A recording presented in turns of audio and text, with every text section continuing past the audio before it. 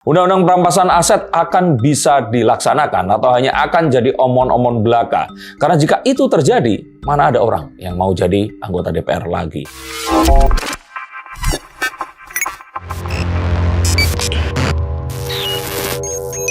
Halo, saya Sikris, kembali berjumpa bersama saya Denny Darko dan Guru Gembul. Tidak ada yang namanya misteri, yang ada adalah tanda-tanda yang kita semua coba untuk mengerti. Pak Guru, langsung saja. Undang-undang perampasan aset itu akan bisa membuat siapapun pejabat publik yang memiliki aset mencurigakan untuk disita, atau jika dia tidak bisa membuktikan secara terbalik perolehan asetnya ini diperoleh secara sah. Jika itu terjadi, Pak Guru, mana ada orang mau jadi pejabat publik? Iya, kalau tidak ada yang mau jadi pejabat publik, ya berarti kondisi negara itu memang sangat buruk. Artinya sejak awal dia ingin jadi pejabat publik untuk memperkaya diri, untuk kan mengamankan. Itu, Pak, tujuannya.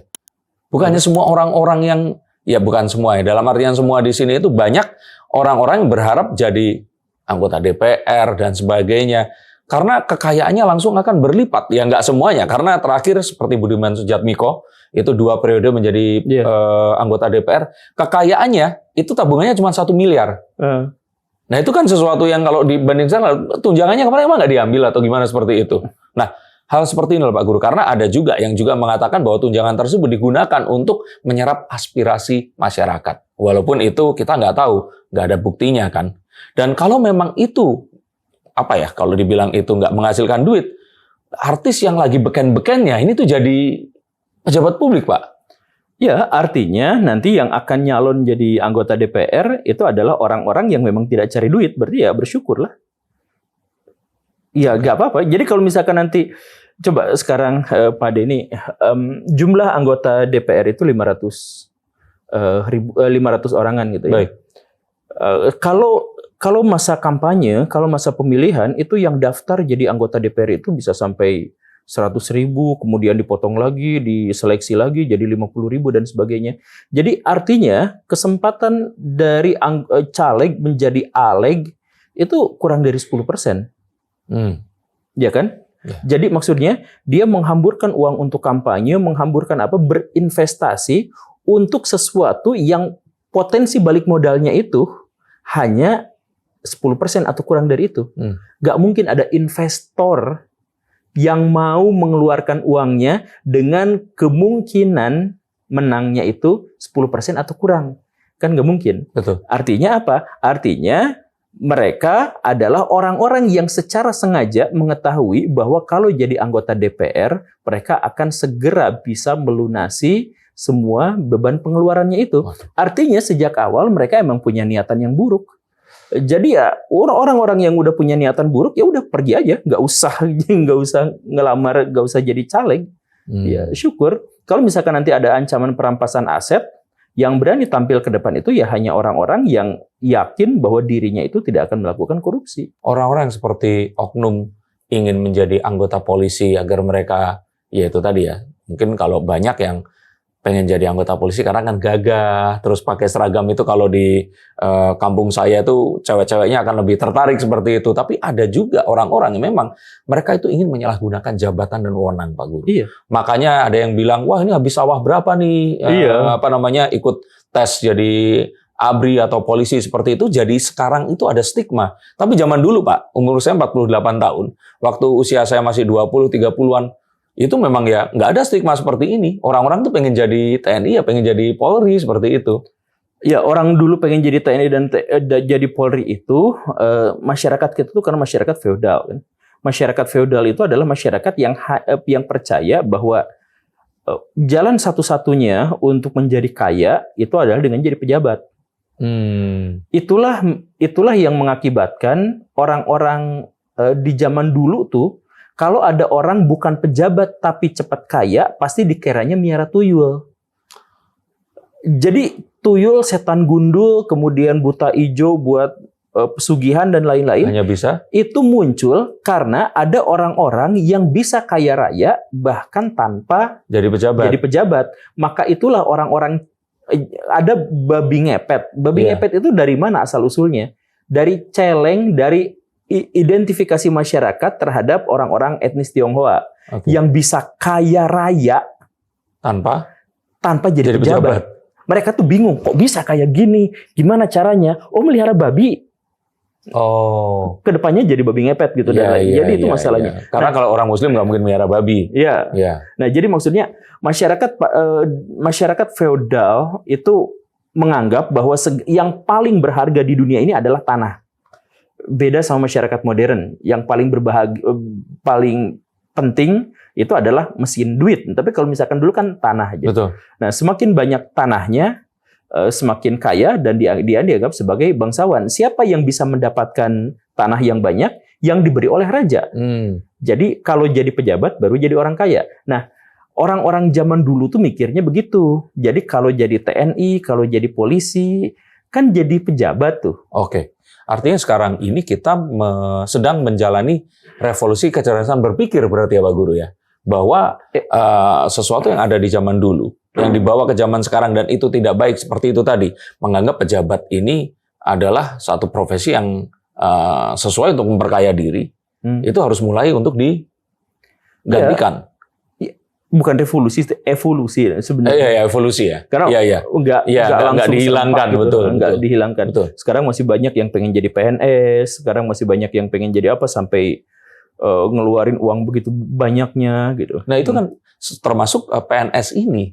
Itu kan dapat uangnya bukan dari gaji, Pak. Misalkan nih, PNS nih, saya punya kenalan, teman saya PNS, dia mau tugas nih misalkan dari Surabaya ke Jakarta, dia dapat pesawat terbang. Pesawat terbang ini yang termahal berapa, dia ambil itu, PP sama hotel, tapi dia naik kereta api dan bus. Iya, dan nanti nginep di hotelnya yang di rumah saudaranya, terus nanti pulang sehingga ada lebihan untuk ya bayarin anaknya kuliah dan sebagainya. Nah, walaupun akhirnya ini kita lihat di lingkungan kita sebagai orang yang terpandang, orangnya juga jujur, tapi saat dia mempergunakan hal seperti itu, Pak, artinya dia akan terperangkap oleh sebuah sistem yang memang seperti itu. Iya, korupsi. Tapi kan ini orang baik, Pak, sholatnya 5 waktu, orangnya itu berangkat haji, dari uang disisihkan itu juga, Pak. Korupsi di Indonesia itu ada kaitannya dengan budaya, sehingga banyak orang yang baik, soleh, religius, taat, itu tetap melakukan korupsi. Karena masalah masyarakat kita, masyarakat Indonesia, salah satu di antara sekiannya adalah kegagalan mereka untuk bisa memilah mana aset publik dan mana aset dirinya sendiri.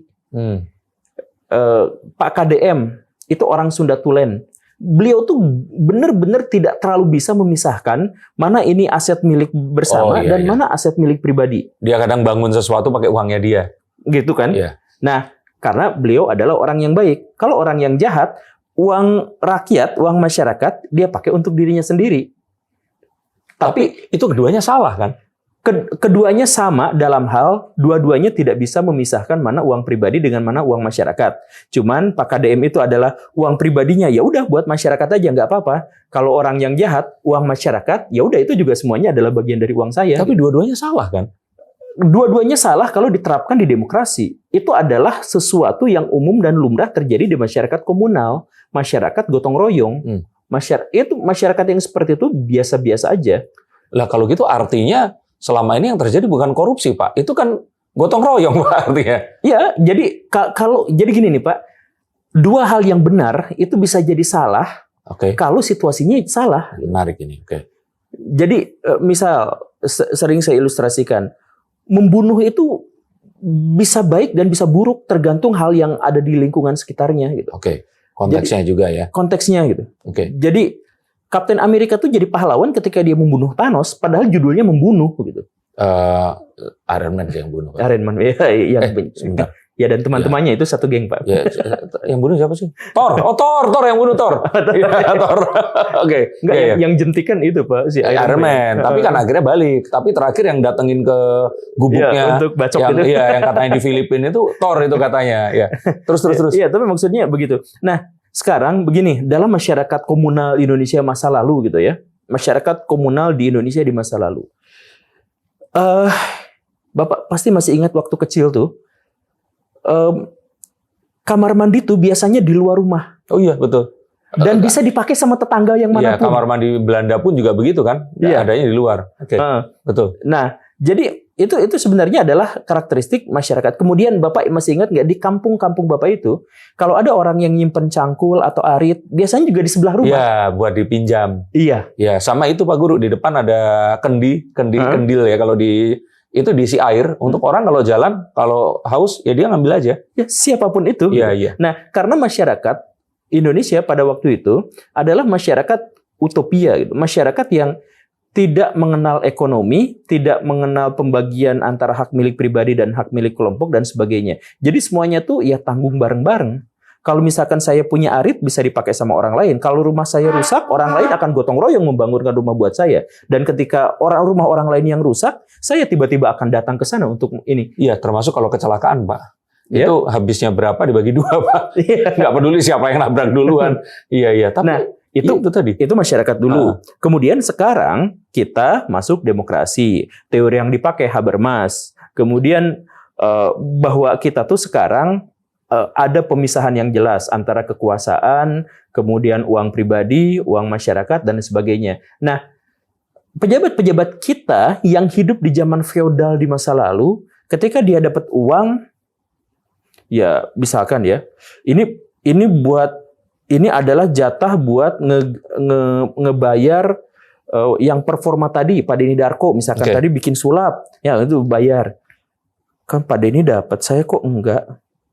Langsung nelpon Pak Denny, bisa enggak ini dibagikan? Ini juga di sini ada teman-teman pernah kan ngalamin yang seperti itu. Itu kan sebenarnya adalah pikiran bahwa ya uang Pak Denny itu uang sama-sama juga sebenarnya. Iya. Atau Bapak misalkan lihat di depan itu ada pedagang kaki lima yang jualan bakso di pinggir jalan di trotoar. Trotoar kan itu milik umum. Ya nggak apa-apa, ini kan milik umum tuh milik rakyat. Saya juga rakyat ya, jadi dipakai juga. Ada orang yang bakar sampah, datang asapnya itu ke jalan, kemana-mana dihembuskan, dia sendiri pakai masker, tapi ini ke jalan. Ya nggak apa-apa, itu udaranya adalah milik bersama ya urusan pribadi bakar sampahnya, tapi kan urusan bersama ya nggak apa-apa. Nah ini khas karakteristik masyarakat kolektif. Nah di zaman dulu raja nggak bisa dan mustahil korupsi, nggak bisa, karena ya semuanya uang dirinya. Semuanya punya dia. Raja itu. Dia nggak mungkin korupsi. Pejabat juga nggak mungkin korupsi. Karena ya itu semuanya yang ada di situ tuh termasuk rakyat, termasuk orangnya. Milik saya. Nah, kemudian ganti jadi demokrasi. Ini semuanya adalah milik rakyat dan pejabat itu hanya dewan direksinya aja. Pejabat itu hanya direktur, manajer dan lain-lainnya. Nah, berarti itu tuh harusnya dipisah antara uang pribadi dengan uang bersama. Orang-orang di sini masih hidup di dunia feodal dengan tolak pikir feodal. Tapi pemikirannya? Iya. Jadi ketika dia pun masih sholat, dia pun masih apa, ya nggak apa-apa lah kalau misalkan ini mah gitu. Pemikirannya pemikiran sosialis? Iya. Nah itulah yang menyebabkan dulu Pak Karno itu bilang, revolusi kita itu wajib dan harus disertai dengan revolusi kebudayaan. Karena politiknya kita sudah pindah dari kerajaan kepada republik, tetapi budayanya kita masih budaya feodal. Budaya feodal dikasih partai politik, hancur Indonesia. Nah ini yang nggak banyak disadari, bahwa sejatinya korupsi itu memang ada di dalam DNA feodal dan sosialis kita itu tadi, betul ya? Nggak ada. Masyarakat kita tuh nggak kenal korupsi, Pak. Bukan, maksud saya itu saat mereka menganggap bahwa, oh ya sudah, uang ini saya sebagai bendahara, uang ini masuk, terus ini nggak apa-apa lah, saya pakai dulu, nanti kan bisa saya ganti. Toh ini kan uangnya juga uang yang saya juga punya hak di sini. Itu kan, itu bukan uang korupsi karena itu adalah kehidupan masyarakat komunal. Iya, kolektif tadi kan. Nah, setelah mereka pindah, ininya nggak pindah, jadi akhirnya jadi korupsi. Iya, betul. Korupsi itu muncul karena sebagian dari diri kita tuh pindah, tapi sebagian yang lain itu enggak. Masih di situ. Jadi konteksnya tuh memang. Jadi kalau misalkan disebut korupsi itu adalah budaya dari Indonesia, setengah benar lah ya. Tapi nggak salah-salah amat gitu. Nah untuk menghadapi itu Pak Guru, terus agar perampasan aset ini bisa terjadi, karena bisa saja Reza Khalid bilang, loh ya ini kan hak saya gitu loh. Dengan menjual BBM ini tadi dengan harga seperti itu dengan perusahaan saya, diimpor oleh perusahaan saya. Dan saat Indonesia beli ya terserah saya dong mau jual berapa. Nah keuntungannya ini apalagi dikabarkan, ini konon kabarnya itu juga akhirnya dipakai untuk banyak orang dari banyak pihak juga. Bahkan ada yang bilang Reza Khalid ini adalah bendahara semua partai, semua pejabat. Ada yang mengatakan seperti itu. Yang tidak ikut pindah dari Reza Khalid kan tadi harusnya dari feodal ini tuh pindah gitu ya. Betul. Yang tidak pindah itu adalah bahwa dalam masyarakat komunal feodal di masa lampau itu tidak ada yang lebih kaya daripada yang lain. Sama rasa, sama rata. Iya, sama rata, sama rasa. Jadi kalau Pak Reza Khalid kaya sendiri dan rakyat yang duitnya diambil sama dia itu nelangsa, melarat. Nah, kalau itu terjadi di masyarakat kuno, masyarakat feodal, itu dipicis, Pak. Digantung. Digantung. Nah, jadi sebenarnya ya tetap saja kalau misalkan dia mau ngikutin masyarakat feodal, ya artinya dia tuh nggak boleh kaya. Tetapi dia kaya ngambil uang dari orang lain. Jadi saat korupsi, dia jadi sosialis. Saat dia menikmati ya dia jadi kapitalis. Betul ya, seperti itu ya? Oke. Nah, artinya mungkin nggak sih Pak, perampasan aset ini akan bisa dilakukan? Ya sangat bisa, karena itu masalah teknis sebenarnya. Artinya kan nanti, ya tadi itu, nggak ada yang mau jadi pejabat-pejabat, nggak ada yang mau jadi anggota DPR. Karena kan mereka akhirnya jadi kaya dari situ gitu Pak. Ya udah, kalau gitu mekanisme demokrasi menjadi baik gitu. Jadi maksudnya nggak ada yang datang ke sana untuk memperkaya diri. Ya alhamdulillah, berarti yang datang ke sana, yang daftar ke sana punya tujuan yang baik, yang tulus, yang ikhlas untuk memperbaiki bangsa Indonesia. Katakanlah misalkan kemarin Pak Prabowo itu menggelontorkan uang sampai ratusan miliar untuk jadi presiden. Dia kan tidak mau ongkosnya balik lagi. Ya berarti nanti kalau ada perampasan aset, berarti dalam tanda kutip orang-orang seperti Pak Prabowo sajalah yang bisa naik. Sedangkan tikus-tikus yang sejak awal itu memandang bahwa menjadi DPR itu tujuannya adalah memperkaya diri, ya udah akan tereliminasi sejak awal. Terus apa harapan Pak Guru yang akan bisa disematkan agar ini bisa terlaksana? Terutama saat sekarang ini demonstrasi sedang terjadi dan kita boleh katakan pemerintah dan pejabat ini sedang mendengarkannya lah masyarakat ini. Iya, tinggal laksanakan aja, apa susahnya. Jadi RUU perampasan aset itu sudah ada, tinggal digarap, tinggal dirapatkan, bikin rapat paripurna, ya selesai, kemudian langsung laksanakan. Nanti kalau misalkan ada koruptor, ya ambil uangnya, kemudian serahkan untuk. Tapi artinya ada pemutihan dulu. Orang-orang yang melakukan dosa di masa lalu apa kabar Pak?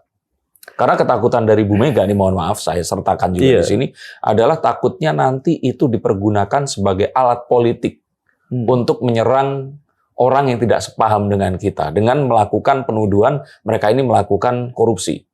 Ya itulah, makanya itu kan masalah-masalah teknis yang bisa dibicarakan di DPR. Soal nanti yang dirampas itu adalah seluruh asetnya, atau hasil kejahatannya saja, atau hasil kejahatan ditambah hukuman untuk dia sekian berapa dan sebagainya, itu kan urusan yang nanti dibicarakan di DPR. Betul. Tapi intinya adalah ya udah harus disahkan karena dari dulu kita menginginkan itu, rakyat menginginkan itu. Nah, nanti kalau misalkan kata Ibu Megawati, nanti kalau yang dulu-dulu nanti bisa jadi alat politik dan lain-lain gitu. Kemudian ya udah dimulai berlakunya sejak sekarang aja, yang sebelumnya mah aman gitu. Ya itu juga silakan aja, yang penting lakukan itu gitu. Soalnya itu perampasan aset itu gak sulit-sulit amat sih sebenarnya. Yang sulit itu pada nanti draft-draft berikutnya. Nanti kalau misalkan ada yang tersangka, apakah status sekedar tersangka atau sudah inkrah lah uangnya diambil tuh. Nah itu kan masalah-masalah yang nanti hukum para pakar itu bisa berbicara. Tapi intinya harapan cita-cita dari masyarakat itu adalah bahwa koruptor itu harus mendapatkan hukuman yang setimpal. Dan hukuman buat para koruptor itu apa? Koruptor itu bukan takut Tuhan, tapi takut miskin. Ya, betul. Jadi hukuman terbesar buat mereka itu adalah ya dimiskinkan. Apakah menurut kalian perampasan aset akan menjadi sebuah kalau kita bilang itu obat yang akan menyelesaikan ini semua secara langsung? Apakah ini langsung akan jadi sebuah sapu jagat yang akan menyelesaikan permasalahan Republik ini? Tapi apakah jika kalian memang setuju, apa harapan kalian? Selain hal itu, dan apa yang harus dilakukan? Pak Guru, nanti suatu saat saya pengen ngobrol lagi tentang koruptor boleh nggak dihukum mati. Tapi terima kasih atas waktunya, dan tonton terus tayangan Guru Gembul yang semakin kesini semakin berani. Pak Guru ini nggak takut nanti tiba-tiba diculik seperti itu. Baik, terima kasih, sampai jumpa dan salam.